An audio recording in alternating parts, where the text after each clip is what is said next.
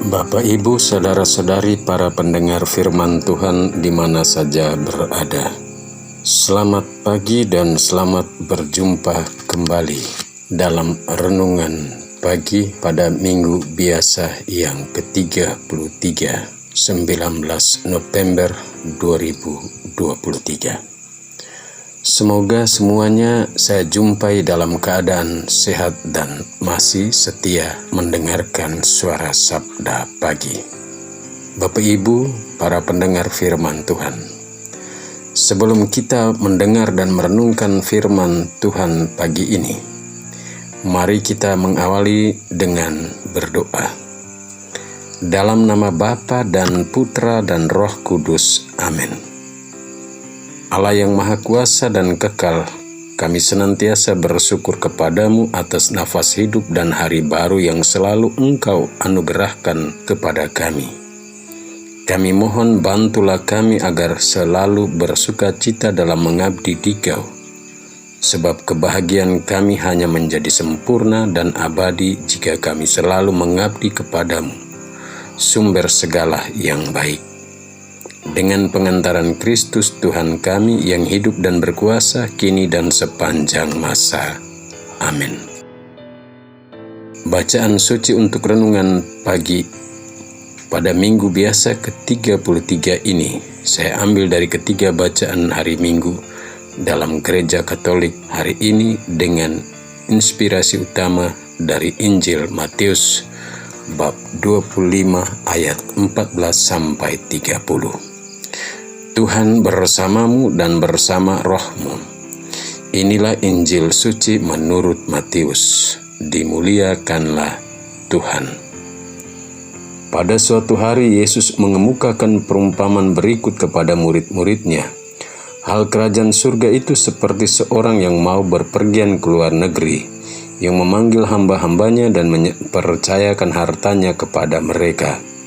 Yang seorang diberikannya 5 talenta, yang seorang lagi 2, dan yang seorang lagi 1, masing-masing menurut kesanggupannya.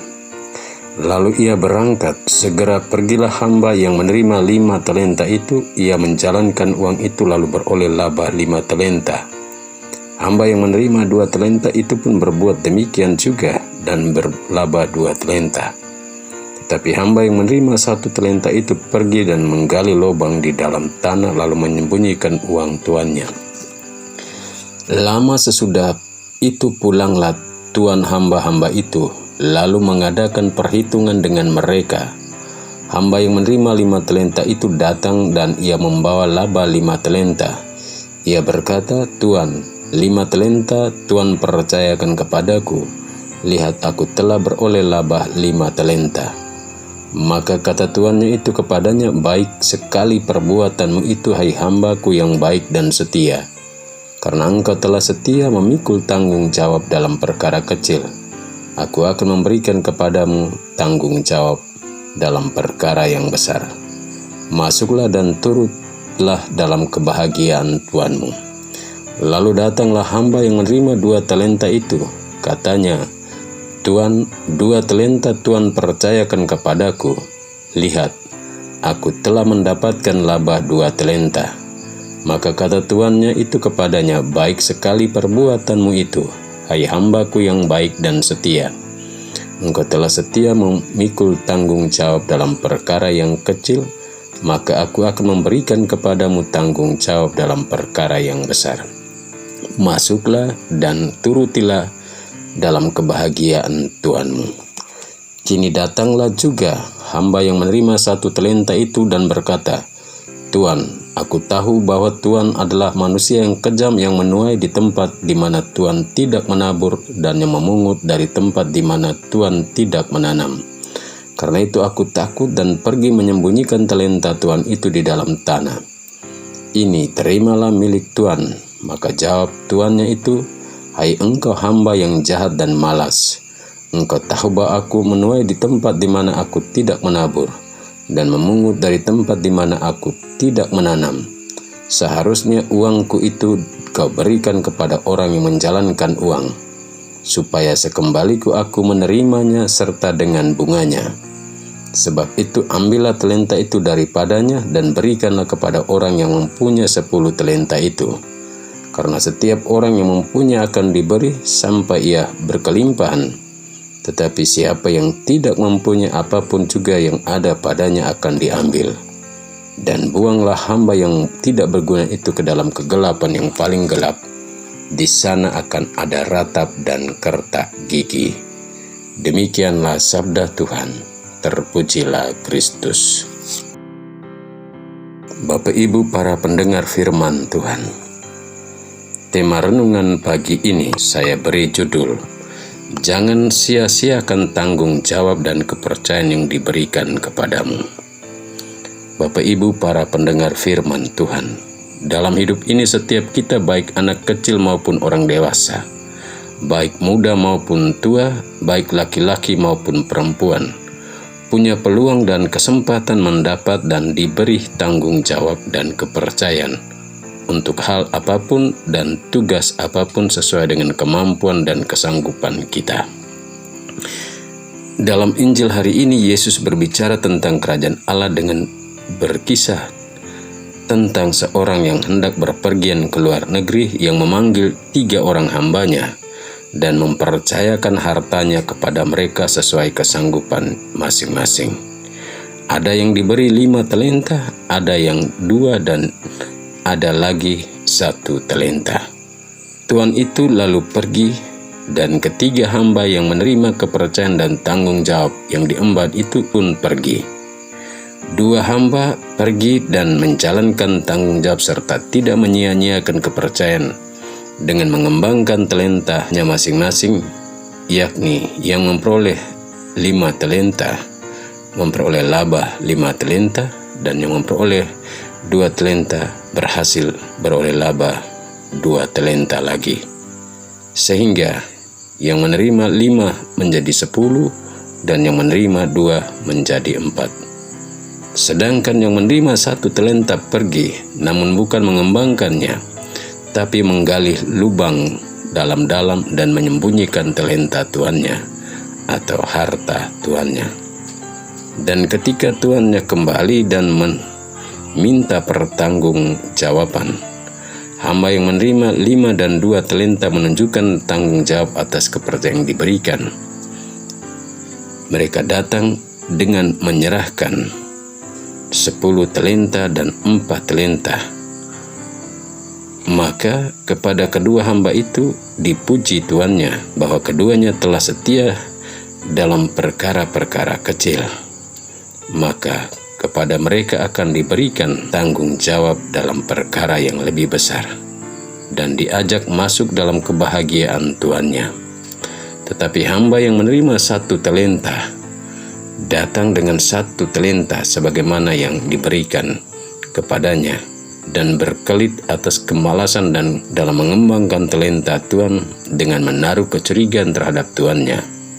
Maka ia pun menerima hukuman dari tuannya atas sikapnya yang salah itu, yakni talenta itu pun diambil dan diberikan kepada hamba yang mempunyai 10 talenta, dan ia dibuang ke dalam kegelapan yang paling gelap. Di sana akan ada ratap dan kertak gigi atau hukuman baginya.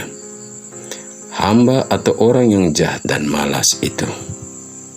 Bapak Ibu para pendengar firman Tuhan, kisah ini bila disandingkan dengan nubuat yang sungguh luar biasa dari kitab Amsal dalam bacaan pertama, yang bernubuat tentang istri yang cantik dengan tanggung jawab, yang senantiasa dilaksanakan seorang istri cantik yang bukan membanggakan kecantikan parasnya, melainkan kecantikan hatinya dengan melakukan pekerjaan seorang istri dengan penuh tanggung jawab, yang menyata dalam sikapnya yang selalu berbuat baik kepada suaminya, rajin bekerja dengan tangannya sendiri, selalu berbuat baik untuk orang yang tertindas, suka menolong orang miskin.